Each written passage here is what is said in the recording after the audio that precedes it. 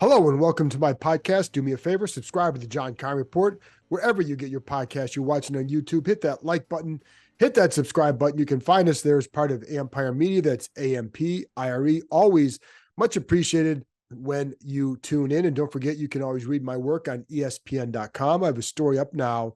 I'm just kind of looking at the whole quarterback situation, why Sam Howell has been ineffective of late, why Jacoby Brissett has been more effective, what this means for Sam Howell's future in Washington, and more. It's all on ESPN.com. And also, don't forget, you can check us out after the Commanders game against the 49ers on Sunday with a wrap-up. It's New Year's Eve, but we'll still have one out. So there you go. So today's Friday 5. Let's get right into it. If you want to know the injury updates, you can check back later on ESPN.com, or you can check on Twitter because we'll have it there, but this will come out in the morning. So I'm going to go without the injury reports and updates for the game because they're 4-11, and I know that what you're interested in is other stuff. So number one, let's look at the draft class because Chris Rodriguez was just put on injury reserve, which basically takes away probably the most productive rookie that they had this year at running, one of their running backs, but 6th-round pick, has injured his right foot, was in a boot after the game. So no surprise there that he was put on IR or that he was going to be unavailable, and you only have 2 more games. If you're not going to make it back for that, you may as well just go on IR and get somebody else up. And so there you go. He, like I said, he may have been the best rookie this year, certainly the one who flashed the most, because as a running back, you're going to flash more, but it's what he showed in those carries. And I always liked him from the start. I always felt like he had pretty good vision, a good one-cut runner, but he ran with power, and you'd see him always leaning forward through the hole. And that's one thing he does really well. And I felt like that was showed up during the games. It's why he averaged 4.8 yards per carry, is because he ran with that power, constantly breaking tackles. Did a really good job with that. We saw that last week against the Jets. And I'm disappointed that you're not going to get more of a chance to see it in the next 2 games. However, sounds like Brian Robinson will be back on Sunday. So therefore, I don't know that Rodriguez would have gotten a ton of work anyway, but I think it bodes well for the future for him and for the organization based on what he's shown. I know running backs coach, offensive coordinator, Eric Bieniemy, Randy Jordan, they both really like Rodriguez. Of course, they drafted him, but I think it's the traits he has shown is that he could develop into a solid back in the NFL, or at least be part of a good 1-2 punch here in the future.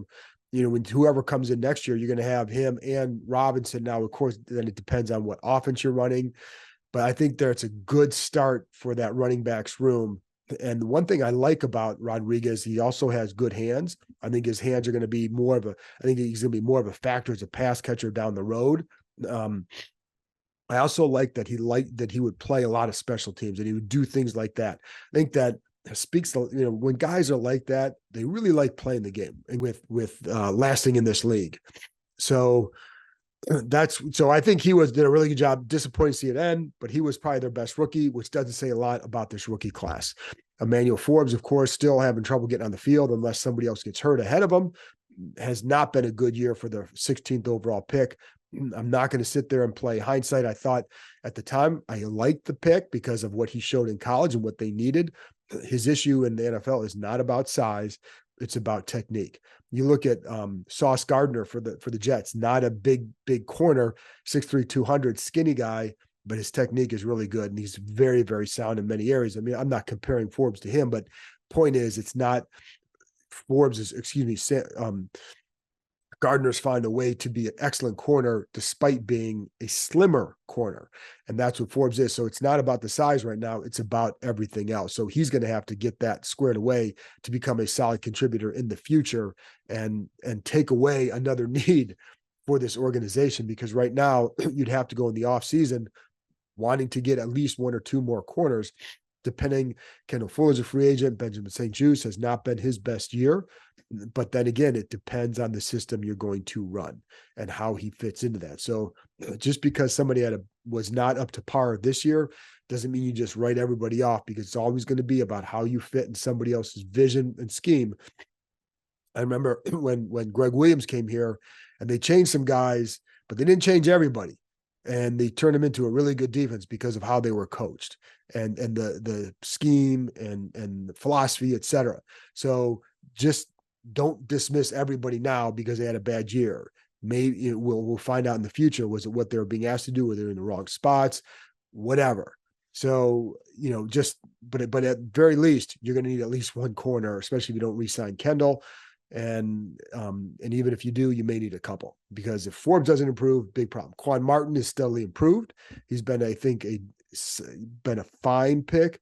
I think if you had picked him with his contributions in the third round, you'd say, hey, that's pretty good. Second rounder, you'd like to see a little bit more overall, but I do think he's trending in the right direction as far as being a contributor down the road for them. But, this year, and he's developed into a nice slot corner, and I think he's a smart kid. So I think he can be, again, a good contributor for them. To what level, I don't know yet. Can he be a solid? Could he be a solid starter? I can't. It's hard for me to say that. He might just be a guy who's a slot corner and a safety at times, and just a versatile guy.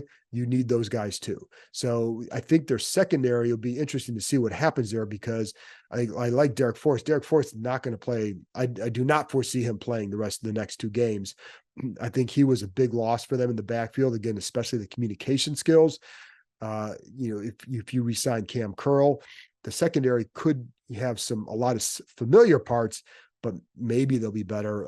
But again, you need some corner. You still need more help at corner. And I would go look for another veteran safety, if nothing else, especially if you don't get Cam Curl back. As far as the rest of the draft class, Andre Jones, still a very raw prospect. He flashed to the summer. He flashed once in a while when he played. I think KJ Henry was more impactful during the games. Excuse my cold here, but KJ Henry is more impactful, I feel like, and made more of a mark both in the run game and the pass game. Not a dynamic player, very lean, very slender frame, but what the coaches will tell you that they really feel like because I asked him about that, the slender frame is like the hips are really strong. And so like that kind of makes up for that. And that allows him to play with his length and to play with really good strength because of that. And so I think he's been of that group better. And he could be a guy that could be a rotational fit at end in the next year or two. So, but Jones, I still think is more of a project at this point. Then you got Ricky Stromberg. Who knows? I did like his awareness this year. I liked when he played at guard. I felt like he had, even though he'd never played it, I felt like his awareness was really good. I don't know what kind of a center he is in the NFL because we didn't really see it. So it's hard for me to say where he fits in the future, but he'll be here, but I don't know what kind of role he'll play. So again, overall, not a good year for this draft class at all.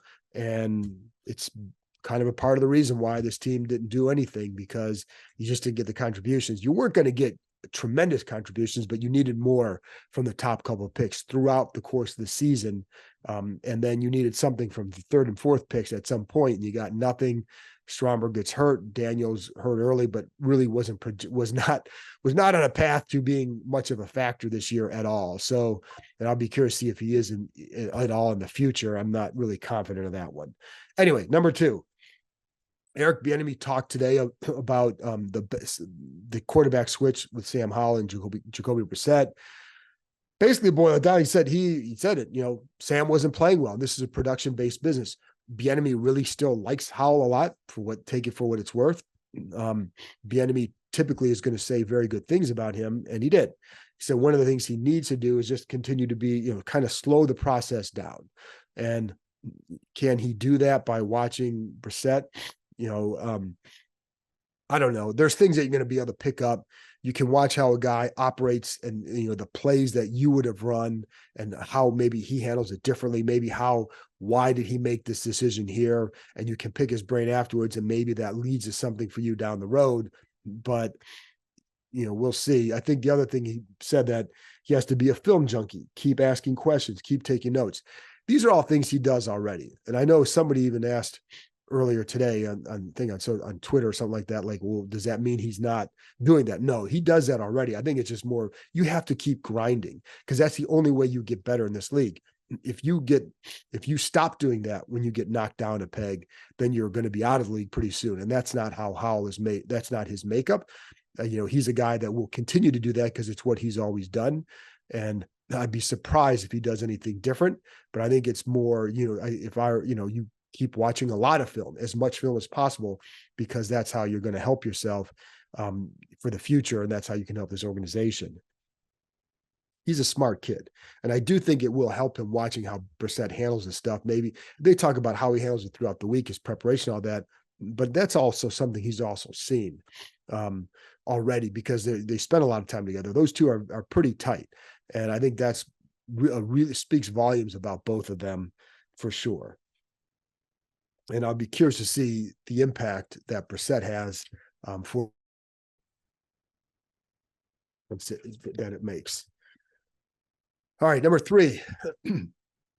I think whoever comes here next year would be wise to retain Jacoby Brissett. Yeah, I think he's a tremendous mentor, and Ron Rivera's talked about that. Bieniemy has talked about that, and I know that it kind of feels like anything those guys say at this point, everybody wants to dismiss because they haven't won, but it doesn't mean that everything is wrong. And what they're saying about Brissett is right. He's a tremendous mentor, and I was talking to someone who's a coaching agent who said he'll target Brissett when he's done playing to hire him, to get him on the coaching, get him in the coaching tree and get him somewhere, going down that path if you wanted to be, because this guy thought he'd be a tremendous coach. And I tend to agree. Just getting to know him a little bit, he's ultra smart, players like him, has good connectivity skills, I guess, to sound, I guess, professional. But he also is someone who he relates well to a lot of players. I think it really stuck with me how after the game, he has this big game for himself on Sunday, and what he's talking about, and when the same thing he's talking about on Wednesday when he met with the media, was about how he still wanted to help Howell and how he still believed in Sam Howell and how people need to be in his corner right now. And I think one thing that Brissett is able to do is that he's not myopic. It's not just about him. He's really very much about team and understanding his role within that scheme and his role in Sam Howell's development. And I think that's why a guy like that is so important to keep around if possible. And it's why this person that I talked to feels like he'd be a good head coach one day. Now, a lot of this also depends on who's coaching here, and whoever's coaching here, do they have their own guy as a veteran backup they want to bring in? That's always possible. Then it's also, what does Washington do with that first pick? Do they draft a quarterback? Would Brissett want to come back if there's a rookie and then there's Sam Howell and then there's Brissett? Or would Washington trade Sam Howell? No clue on any of these. That's all for off-season talk. But are you trying to look at what would prevent him from coming here? Would he want to go somewhere where there's a clear, where he's got either chance to compete for a job, or where you don't have another young guy there that could surpass you as a number 2? If that's how they saw Sam Howell. And I don't know that would be the case. What I do know is you look around the NFL and there's always these veteran quarterbacks in need to get, to go in and play. And that's why a guy like Brissett would be ultra valuable for anybody to have on their roster. I mean, he'd have been playing and starting for a lot of teams. What do you think Minnesota would have done to have Jacoby Brissett this year? They did not offer anything great. And if I'm Washington, I never would have given him up unless it was like a 4th round pick or higher. But even in that, but they never got that. But his willingness to be a mentor to Howell, I think was good. And if they wanted to go draft a quarterback this offseason, I think that's why, if you want to keep a guy, that's a guy I would keep. But again, whoever comes in may have their own Jacoby Brissett in mind type player and go that way. But I would do what I could to keep him. Number 4. Draft talk. We're going to have a lot of it, folks. There's still a chance that this team does not finish with the 3rd pick overall because it's based on strength of schedule, and the Patriots are right behind them, and it's going to be close. Depends on what happens over these next 2 weeks and how that affects the records of the teams that these teams have played. So there's a chance that it could break the Patriots' way and they still end up with the 3rd, and Washington ends up with the 4th pick and New England with the 3rd pick. I think New England does have the Jets coming up, so if they can win that game, and it certainly seems like they're still playing to win, then that would render it moot. And then there are a bunch of games. There are going to be a handful of games that could affect this. I'm not going to get into all the scenarios here, but just suffice to say, Washington does not, even if they lose the next two, does not have it locked down as a third overall pick. They have the better chance of it certainly than New England, but it's not a lock that that's where they finish. So just get ready for that, because that could happen depending on how a handful of games break down. And so I think one of them would be like Pittsburgh, Seattle. Well, Pittsburgh played the Patriots, Seattle played Washington. So if Pittsburgh wins that game, that helps Washington, because then it makes New England's strength of schedule a little bit harder. And the way it works is the easier your schedule, the higher you pick, because the thought is, if you had that bad a record and you had the easier schedule, you must be really bad. So that's why you get that. So anyways, so just pay attention to that. And then the other thing that this is my thing I kind of harp on a lot. Maybe you get tired of me talking about this. Do not fall in love with the position just yet. I don't care what position it is, whether it's quarterback, tackle, etc. And those are right now, to be honest, at the top, those are probably the top two. You can also throw receiver in there, because there's some really good receivers. Marvin Harrison, the guy from Washington, a couple other receivers that are going to be probably top 13, you could have 3 or 4 receivers in the top 13 picks or so. And you put that on the table for him too. I don't know that where you put him on the pecking order, but you put him on the table because there's some really good players there. But the point is, you can't go into this thinking they have to take position X.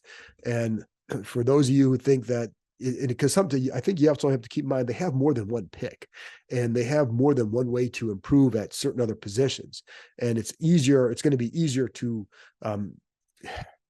I don't know about easier, but you can find, like, if you want to rebuild your line, you can do some of that stuff in free agency. It's going to be easier to find some of those pieces in free agency than it would be a starting quarterback who has a high ceiling, for example. And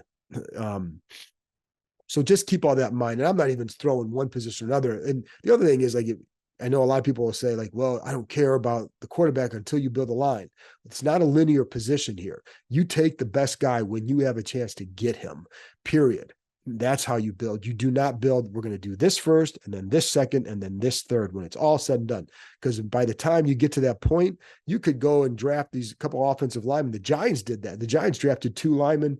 I think they were both, I want to say they were both top 10. Andrew Thomas was, and then who else did they take? They took another lineman pretty high too, and their line stinks. But my point in that is that you don't know when it's going to become, like, you could draft a couple guys now and start to rebuild it, and you could do this in a year or two, and then you could do this that year. So, and that might be a little bit of a stretch that I'm talking about, so bear with me. But I would say you don't build in a linear fashion. If you believe in the quarterback there, that's when you go get him. If you don't think if you're not sold on him, then you don't get him. You build over here. You build with the lineman, right? Or whatever position you want to take. And I bring up the lineman in this draft because we know there are 2 tackles in the top 5 who are going to, or top 5 or 6 of the picks are very worthy of drafting. And so neither one of them would be a bad pick. So yes, that would make sense, but you do not bypass one of the top quarterbacks if you like them simply because, oh, well, we have to build the offensive line first. No, you can do some other things to improve on the line, and you can also draft some guys in the second round as well. You can move back up into the first to take another one. And we all know that there are quarterbacks who bust in the first round. There's also offensive linemen who bust in the top 5 picks or top 6 picks, top 10 picks, whatever you want to do. And we'll take a look at all those down the road. Again, the point is, don't fall in love with the position and say you have to get this. Yes, they have to build a line. Yes, they're probably going to need to get another quarterback, or at least bring someone else in, as a competition for Sam Howell, if nothing else. And listen, if the new staff comes in and says, hey, they love Sam Howell, or they really like what he can do and want to see what he can do, more power to him. Build a line. Get another receiver at some other point, right? Or a tight end, whatever it is. And then see. And then if it doesn't work, then you go next year. But if you love Caleb Williams or Drake May and you have a chance to get one of them, you have to do it. If not, take one of the tackles, right? Simple as that. Or Marvin Harrison, whatever you want to do. but I'm not, I would just, caution against that. And that's going to be my little preachy message for the next couple of months, or at least until things really start to take shape and we know what pick they have, and then what they might want to do with it. So there you go. And then finally, number 5. Well, I'm not going to do a little preview of the game because, folks, we know. All right. So it is what it is. But they're playing Chase Young this week. So Chase Young coming back, Trent Williams coming back, Kyle Shanahan coming back, et cetera. But Chase Young, his first time coming back since the trade, of course, just a few months ago. And,